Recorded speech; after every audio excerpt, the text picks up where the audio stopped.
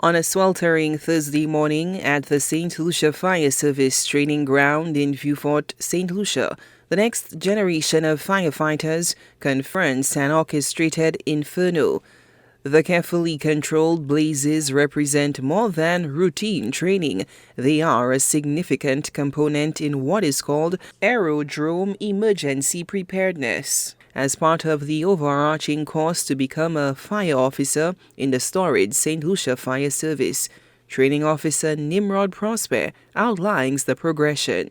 We have concluded the EMT and Firefighter 1 curriculum, and for the past 2 weeks we've been teaching the recruits basic aerodrome rescue and firefighting.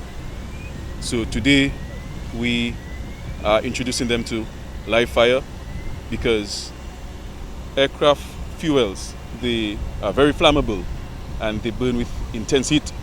As the searing flames leap towards the cerulean blue sky during the controlled burns, recruits must demonstrate their classroom knowledge under real-world conditions.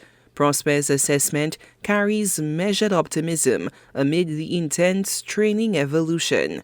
We are trying to simulate that as best as we can. The recruits have been responding well.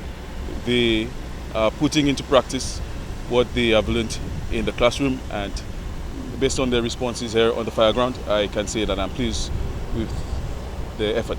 Aviation emergencies demand distinct expertise and life-preserving attention to detail, beyond just the conventional firefighting protocols, as Prosper explains. Firefighting generally is very challenging, but aircraft firefighting poses unique challenges to the firefighter, such as the intense heat that the fire burns with, and also the number of persons that need to be rescued in a short space of time.